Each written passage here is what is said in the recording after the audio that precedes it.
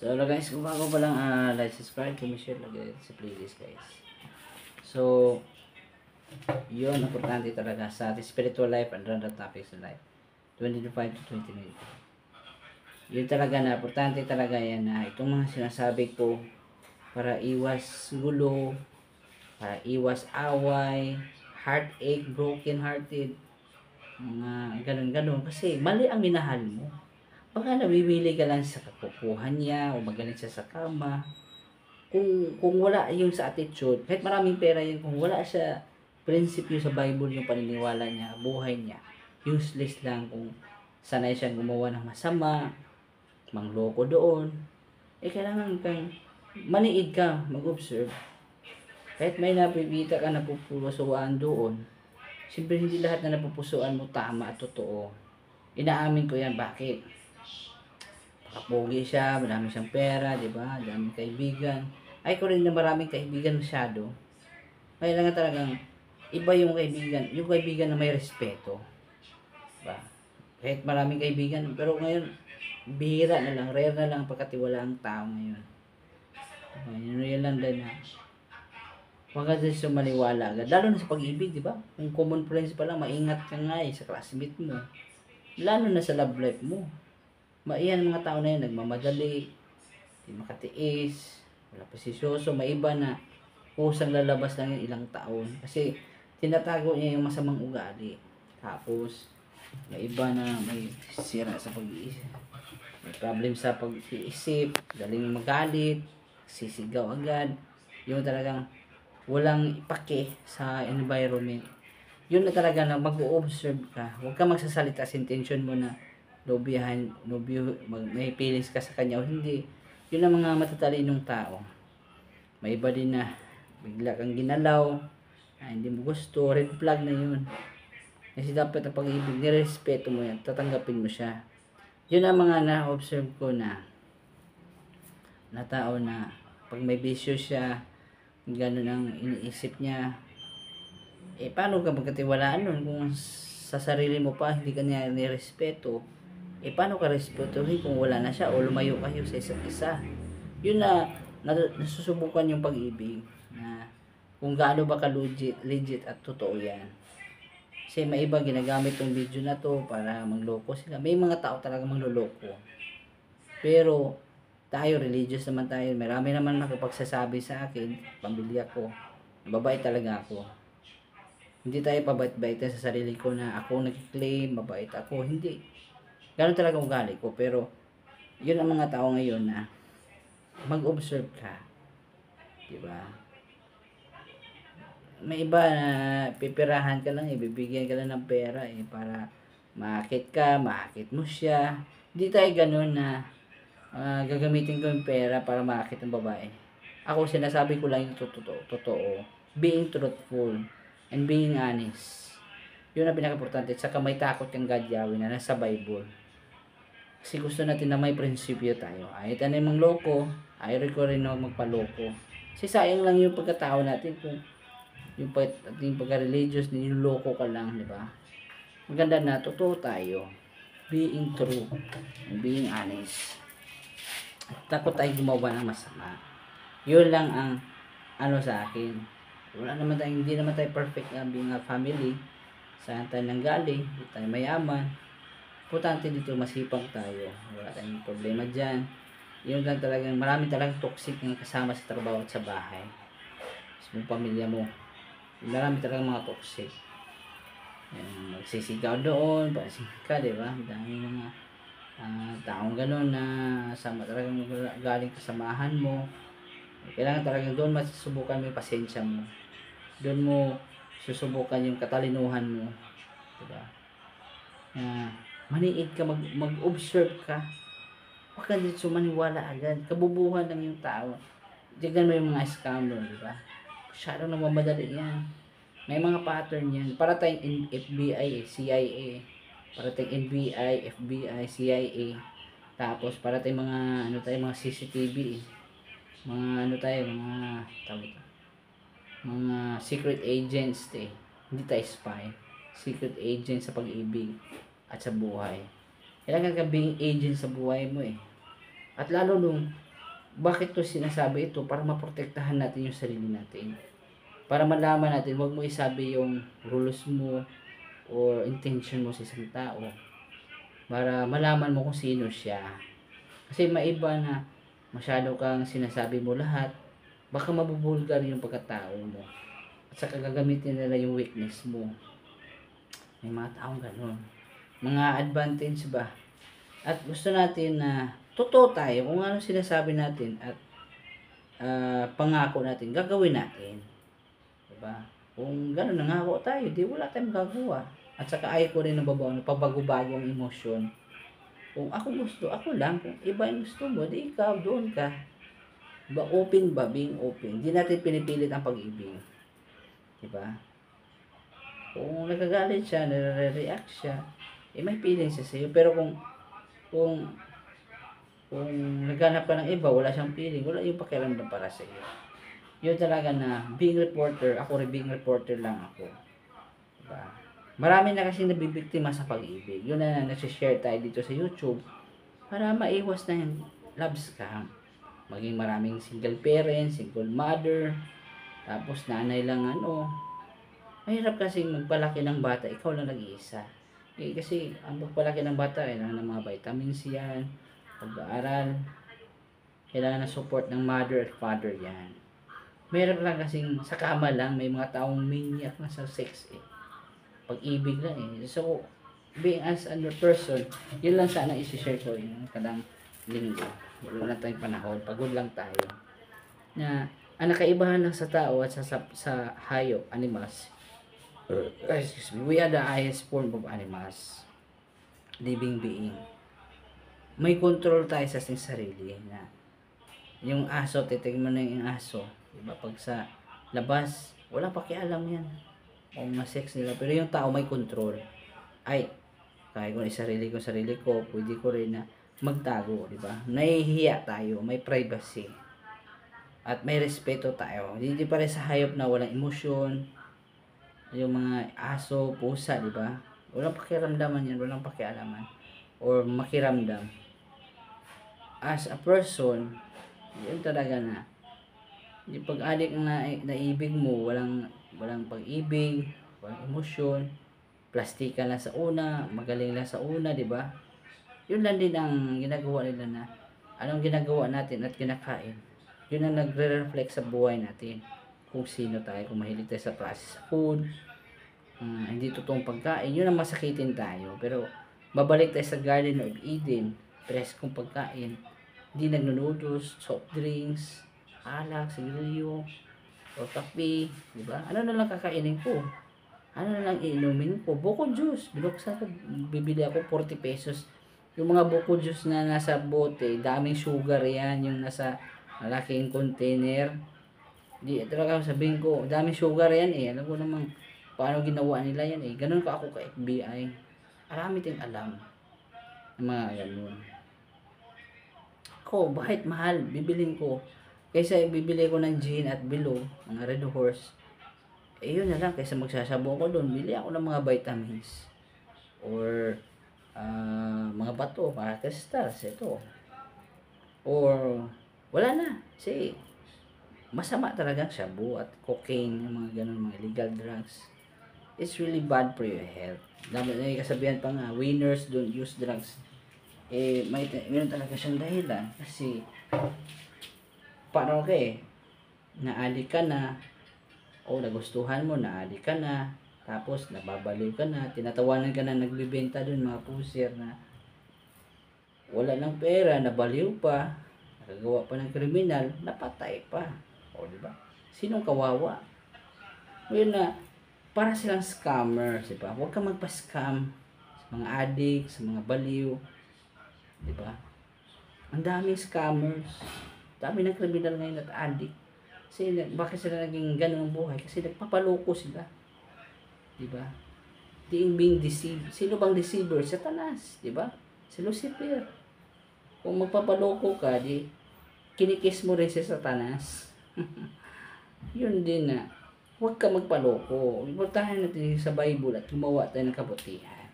Yun ang iniiwasan na huwag kang mainggit sa mga masasamang tao. Nasa Proverbs yan. sa Bible. Siguro kahit wala pang sabuy yun, or ano yun na yun, mga panahon na yun, may mga masamang tao talaga. Lalo na high-tech pa yung mga bisyo ngayon, high-tech na yung mga pagkain, high-tech na yung problema at sakit. O, di ba? Yun talaga na huwag ka magpa-scam. Makaling lang yan sa una, hindi yan tatagal. Hulihin ka na sa polis, kahit legal pa ang droga dyan. May lugar yan sa Sweden o sa Spain. Mababaliw ka din. Maganda lang sa una, pero ang problema dyan, pag ma-addict ka na, yung mga drug lord, wala yung pakialam. Yung pakialam lang, makapera lang sila. Para kang pinuga na tao na kukunin ka lang ng pera. O, hanggang mamatay ka. Sayang lang ang buhay. Minsan lang tayo nabuhay sa mundo. Isasayangin natin sa mga bagay na walang kabuluhan. Useless, nonsense things. Tulad ng mga droga. Diba? Mga alak doon. Sobra-sobra mag-alak. Sigarilyo. Mga adik ka lang, hanapan mo yung nicotine. Checks doon. Or ano, walang tanong sa Bible na fruit of Holy Spirit. Yung self-control. Hindi makakontrol sa sarili, di ba? Kahit ang droga minsan-minsan, makasama talaga yan. Ano talaga, tutuyo yung utak mo talaga dyan. Yun talaga na mali-mali ang desisyon ng kasama mo. Yun na maliid ka, mag-observe. Kasi, para tayo si Duterte, I hate drugs. Okay lang bang minahal ka, sinaktan ka, binugbog ka. Kasi mali ang pinili natin na tao. Lukuhin ka lang, sino-sino ang hinahanap niya. Kasi, in the first place, diretso tayo naniniwala. Diba? Huwag kang diretso maniwala. Mag-test ka na malaman mong totoo ba yan, hindi. Diba? Tignan mo na hindi addict yun. Kasi yung mga taong scammer, nagmamadali yan. Maraming reason, maraming madrama. Observeran mo, niloloko ka ba niya? The ways being sensitive ka. Ang scammer, magaling talaga yung mga loko. Yung tinatawag nga silang scammer nga eh. Yun ang kagalingan nila na mangloko sila ng iba. Lalo na sa pag-ibig. Kung addict yun at may problem sa psychological, yung tao na ganyan, high grade yan, hybrid. O baliw na, yung iibigin mo, o susaktan ka. Tapos, di matino yan mag-isip. Sabog na yan, sira ng utak. Gusto mo bang sirain mo yung buhay mo sa mga ganung bagay? Walang kabuluhan? Diba? Ano bang iharap natin kang God Yahweh sa Bible? Pag namatay tayo, ano bang i-reason out natin? Kasi isisisi ko siya, i-blame ko siya, wala tayong masasagawa. Yun din na tama lang talaga nga sa Bible. Hindi talaga nagkakamali ang Bible. Tama talaga siya. Kahit 6,000 years ago na yan, or 2,000 years, kung ano paniwalaan mo dyan. Talagang anong nasulat noon, mula noon hanggang ngayon, hindi talaga siya nagbabago. Si God Yahweh at saka si Yeshua sa Bible. Talagang totoong nasa Bible. Maniwala ka man o hindi. May iba kasi na naging wakid na, gano'n. Choice yan ng tao. Pero sa atin, mas maganda na yung may religious, may takot ng God Yahweh sa Bible. Diba? Yung pagkatao natin, totoo tayo, mabait, may makiramdam ka sa ibang tao, may compassion ka, may respeto ka sa kanila. Yun ang importante, hinahanap ng tao.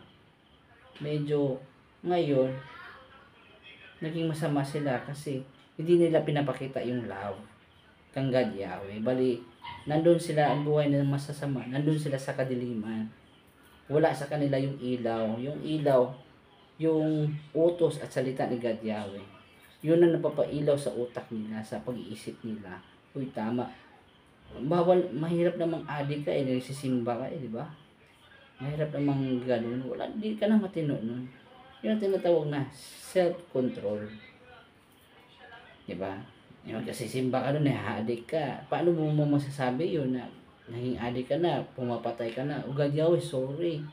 Ano na, ganito lang kasi ako eh. Hindi mo ma-reason out yan. Man, yun na talaga. The beginning of love is to love yourself. Paano mo malaman ang totoong pag-ibig at hindi? Kung hindi mo mahal ang sarili natin. Yun talaga, pag mahal mo sarili mo, equip ka na, maayos ka na. So, pwede ka na mag-scan ng mga tao. Ginamit nila kagandahan ba? or ugali niya. Talagang huwag ka diretso maniwala. Gwapo siya, sexy niya, kagandahan niya. Hindi ako na-amaze nun. Kasi nga dun sa Proverbs chapter 31, nakagandahan at sexy at malambing siya. Hindi ako maniniwala dun. Dun ako naniniwala sa tao na may takot ng God Yahweh. Hindi pretending. Totoo talaga. Let us be a genuine, a real person. Pero kung real person ka, dapat maingat ka rin kahit mabait ka. Kasi sa kabaitan mo, sasakyan ka lang. Lalaruan ka na sa mga masasamang tao na hindi nila alam yung sarili nila na masama na pala sila, masama yung ginagawa nila, yung sinasabi nila. May mga taong ganun na they are victim of their own minds. Palungkot-tungkot sila, bakit sila ganun. We cannot please everyone. Kung ayaw nila sa akin, okay lang. Kung gusto sila sa akin, salamat. Diba? Doon na, being true, yun ang importante, na may integrity ka, may nakikita sa iyo, hindi, at saka honest ka sa sarili mo, na saka piliin mo yung tamang tao. Kung nakita mo, umanap siya ng iba, mahal mo siya, umanap siya ng iba, wrong person na yun agad. Diba? Good luck. Mahirap na kasi may gusto ka rin, sa akin, hindi pwede yun. Kung pumunta ka sa iba, ganun akong prinsipyo ko talaga, mula noon hanggang ngayon. Kung gusto mong iba, wala na tayong chance dyan. Wala na kang chance sa sarili ko. Kung ako lang talaga. Hindi pwede na, yun tinatawag mong pag-ibig, di ba? Kahit yung pagkat-selos natin, kopya ni God Yahweh niya na, I am Yahweh your Elohim. No other Elohim before me. Kung mahal mo si God Yahweh na templo natin, siya lang, hindi pwede na magsimba-simba tayo ng mga larawan, gumawa ng masama, para ihala ang reflection or pattern na nasa Bible. Huwag kang umalap ng iba, being totoo. Mahirap kasi nga inibig mo si God Yahweh, pero gumawa tayo ng masama. Yung pag-ibig niya, yung salita niya, gagawin din natin sa buhay. Diba? Let us show the love. Do not say it. Mahirap lang kasing I love you, sabi-sabi mo, galing mo pangako. Ginagawa natin yan. Diba? Sana nag-enjoy kayo sa vlog na to. Ngayong gabi, tigo muna ako. So maraming salamat po. Thank you po guys. Love you, peace, love you all. So, yun lang, being true lang tayo. Huwag natin gagamitin sa pera. Diba? At least, itong ginagawa ko lahat para sa swerteng future babae na yan. Okay. Ano pa yan? Pinagdarasal natin yan for a very long time. At sana, yun na talagang maingat ako. Diba? Kung saan natin mag-asawa na maging masaya. Yun naman talagang dahilan. Hindi ka nag-asawa doon, nag-love life para maging masaktan ka at manakit. Diba? Kasi ang napili mo, abnormal. Sira sa utak, sira ang pag-iisip. Addict pa. Wala na yun. Sa mapang-ugali. Yan talaga na, being religious, refine na talaga. Sana itong video ko, itong mga kaalaman to, huwag nyo sana gagawin ng masama. Diba? Na maging masama tayo, may masasaktan tayong tao. May babuo tayong pamilya, bata na walang magulang paglaki nila. Importante ang may magulang ang bata. Na huwag natin gamitin itong kaalaman na ito sa kasamaan. Gusto natin na mabuhay sa mundo, ang iksi lang ng buhay ng tao, huwag natin sayangan sa paggawa ng masama. Sa paggawa ng droga, pagloko doon, sobrang alak, bisyo. Pero ang droga talaga masama talaga yan. Yung tinatawag talaga siyang illegal drugs. Ang illegal drugs, masamang droga. Illegal is bad. Dangerous. So yun talagang masama talaga siya. Hindi siya nagiging good ang illegal. Yung tinatawag na siyang illegal eh. Diba? Kung magpaloko ka, kalukuhan, kabubuhan mo na yan. Alam mo nang masama, alam mo nang makakapatay sa'yo, parang tatalon sa bulkan, alam mong tatalon sa bulkan, mamamatay ka talaga, tumalon ka talaga, sinayang lang ang buhay natin. So masasabi ko lang, huwag natin sayangin yung buhay natin. 70 years old lang.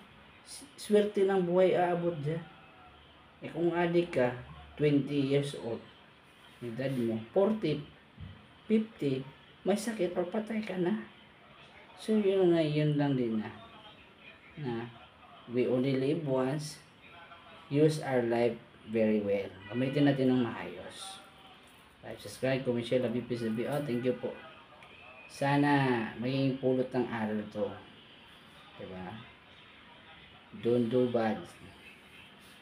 Okay? Sana yung pag-ibig lagi na sa buhay natin easy. Diba? Don't be a negative. Kasi hindi tayo maka-expect ng positive life kung negative tayo. Be always positive. With the word of God, Yahweh, and sa Bible. Love people and love God, Yahweh. And love yourself. Thank you po.